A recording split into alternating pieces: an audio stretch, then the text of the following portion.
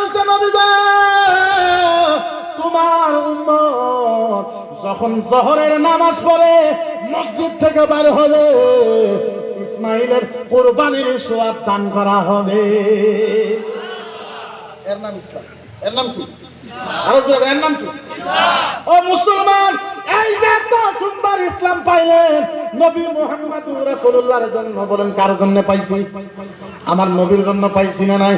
আচ্ছা বলেন, এখন আমারে কিছুমান মানুষ সাম্প্রদায়িক বলে কয়, কিছুমান মানুষ উগ্রবাদী বলে কয়।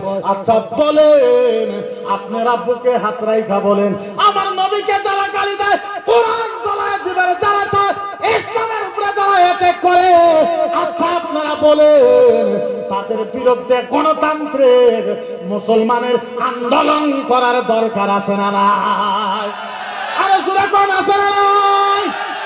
ও মুসলমান, এমনি মরা তো লাগবেই, মরা তো দূরের কথা, নবীর জন্য ইসলামের জন্য নবী জীবন যায়, কবরের ভিতরে আল্লাহর কাছে বলতে পারবো না।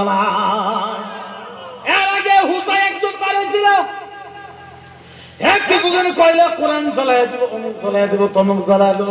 আচ্ছা বলেন, ও যদি কোরআন জ্বালায় দেয়, আচ্ছা বলেন মুসলমান কি আঙ্গুল চুষবে? যদিও মুসলমান কোরআন পড়ে না, কিছু সংখ্যক পড়ে না, তার প্রতিও কোরআনের প্রতি ভালোবাসা আছে না? আর জোরে কোন আছে না নাই? আমি কইছি জ্বলা বন্ধু, জ্বলা জ্বলা জ্বলা জ্বলা জ্বলা জ্বলা জ্বলা, কয়টা জ্বলাইবি? 10টা 20টা 50টা 100 500 1000 2000 3000 5000 7000 8000 9000 10000 বন্ধুরে জ্বলা। ও বন্ধু কত জ্বলাইবা? তুমি এক রাত্রে 10,000 কোরআন জ্বলাবা। বন্ধুরে এক রাত্রে তুমি 10,000 কোরআন জ্বলাইবা। তুমি তো জানো না, এখনো আমরা আসামের ভিতরে 2.5 লাখ হাফেজ আছি। 2.5 লাখ। কত কত কত? আরো জোরে কোন কত? আচ্ছা বলেন, আমাদের হাফেজে কোরআন মুখস্থ আছে না? তুমি এক রাত্রে 10,000 কোরআন জ্বালাইবা, তারপরের দিন আমরা 2.5 লাখ হাফেজ মিলা 50,000 কোরআন লেখা ফালাইমু। কিন্তু বন্ধু একটা কথা, আচ্ছা কোন এটা কি আমি সাম্প্রদায়িক বক্তব্য দিলাম না উত্তর দিলাম?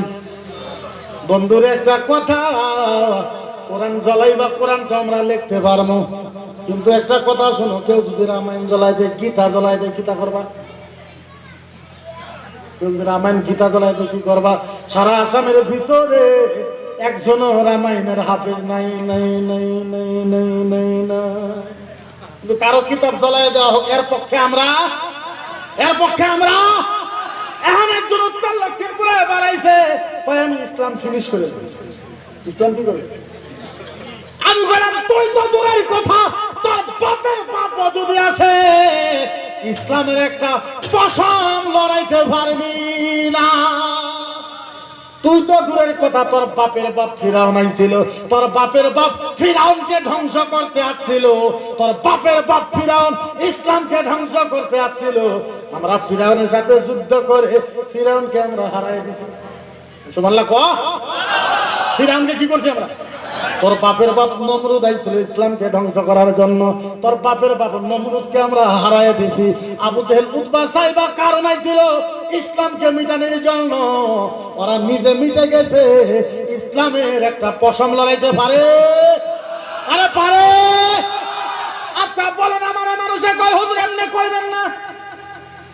এই উত্তর লক্ষ্মীপুরওয়ালা আমার নবীর নামের আগে মোহাম্মদ লাগাই না, আমার নবীর নামের পরে সাল্লাল্লাহু আলাইহি সাল্লাম লাগাই না, আমার নবীর নামের আগে শ্রী মোহাম্মদ লাগায়। আর তুমি আমারে কেউ কথা কবার জন্য মানা করো।